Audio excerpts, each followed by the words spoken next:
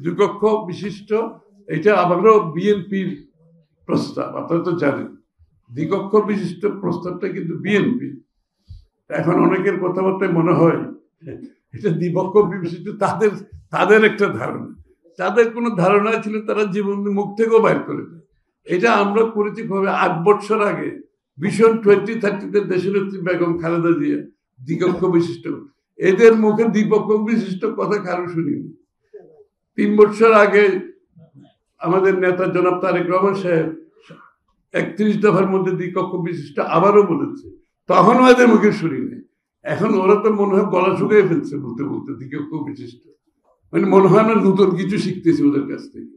আবার দ্বিকক্ষ বিশিষ্ট কিভাবে হবে এটা তাদের মতো করে করতে হবে, আরে কি মুশকিলের কথা। প্রাণ সসের মাখামাখি টেস্ট নুডলসকে করে তোলে আরো ইয়ামি আরো জোস। প্রাণ সস, সসের বস। আমরা তো একটা গণতান্ত্রিক দেশে আছি, আপনাকে আইদার ঐক্যমতের পরিপ্রেক্ষিতে করতে হবে, অথবা আগামী নির্বাচনে আপনার প্রস্তাবগুলো জনগণের কাছে নিয়ে যেতে হবে। এর বাইরে তো কোনো গণতান্ত্রিক প্রক্রিয়া আমাদের জানা নেই। আইদার সবাই যে এখানে ঐক্যমত হবে সেটা আমরা পালন করার জন্য, তাও আবার ওইটাও আপনি জনগণের কাছে নিতে হবে কিন্তু, কারণ আমাদেরকে কেউ দায়িত্ব দেয় নাই আমরা বাংলাদেশের আগামীর বাংলাদেশ কিভাবে চলবে। আমরা শুধুমাত্র একটা ঐক্যমত করার চেষ্টা করতেছি কিছু বিষয় যাতে আগামী দিনে পালন করব। ঐক্যমতের বাইরে যেটা থাকবে সেটা প্রত্যেকটি দলকে জনগণের কাছে নিয়ে যেতে হবে। এখন তো মনে হচ্ছে এই আলোচনা যে আমরা করলাম যে ঐক্যমতের জন্য, এখন ঐক্যমতের বাইরে আরো দাবি বেশি এসে গেছে।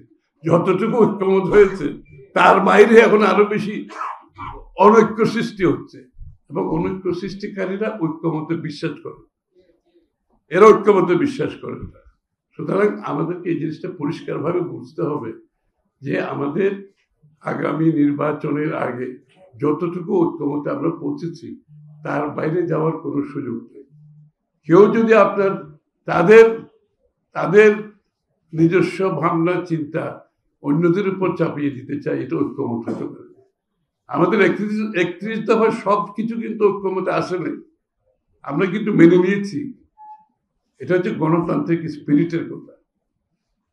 যতটুকু আমরা ঐক্যমত আসতে পারি নাই এটা আমরা জনগণের কাছে নিয়ে যাব, প্রত্যেকটি দল দিয়ে যাবে। এখানে জোর করে চাপিয়ে দিয়ে রাস্তায় নেমে আপনি কি বলে একটা চাপ সৃষ্টি করে আপনি তো ঐক্যবদ্ধ হয় না, তাহলে তো আপনার মধ্যে গণতান্ত্রিক স্পিরিটের অভাব আছে। তাহলে তো আবার শেখ হাসিনার পথে আমরা হাঁটবো, যে আমরা যেটা ভালো মনে করি এটাই হতে হবে। আমরা যেটা ভালো মনে করি এটা তো হবে না, জনগণ যেটা ভালো মনে করে সেটাই হবে। গণভোট হচ্ছে গণভোট। এখন যারা সরকারে অন্তর্বর্তীকালীন সরকার আছে তারা বর্তমান সংবিধানকে মেনে নিয়ে সংবিধানের স্পিরিটের পরিপ্রেক্ষিতে তারা সরকার গঠন করেছে। বাংলাদেশে একটি সংবিধান আছে বর্তমান, যেই সংবিধানের অধীনে অন্তর্বর্তী সরকার হয়েছে। এই সংবিধানে গণভোটের কোনো প্রভিশন নাই, কোনো অপশন নেই। সুতরাং আমাকে সংবিধান মানতে হবে। হ্যাঁ, শুধু তাই নয়, গণভোট সবসময় হয় যেটা আপনি জনগণের মতামত দিয়ে সংসদে পাস করবেন, অথবা সংসদে কিছু পাস করবেন, জনগণের মতামত নেন নাই, ওটা পাস করার পরে আপনি গণভোটে যেতে পারবেন।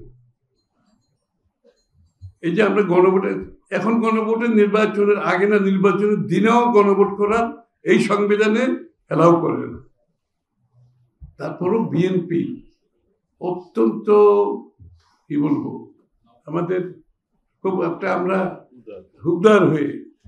খুব উদার হয়ে শুধুমাত্র একটা যাতে দেশে সহনশীল একটা রাজনীতি থাকে, দেশে একটা পরস্পরের প্রতি সম্মানবোধ থাকে, যাতে দেশের মধ্যে কোনো বিশৃঙ্খলা সৃষ্টি না হয়, দেশের মধ্যে সাংঘর্ষিক কিছু না হয়, আমরা সবকিছু মাথায় রেখে উদার হয়ে তাও নির্বাচনের দিন রাজি হয়েছি। এটা কিন্তু আমার মত থেকে আমি বলছি, এই নির্বাচনের আগে সংসদে পাশ হওয়ার আগে গণভোটের কোনো সুযোগ নেই। এটা বিএনপির উদারতা, ওনাদের নির্বাচনের জন্য রাজি হয়েছে, এটা বিএনপির উদারতা।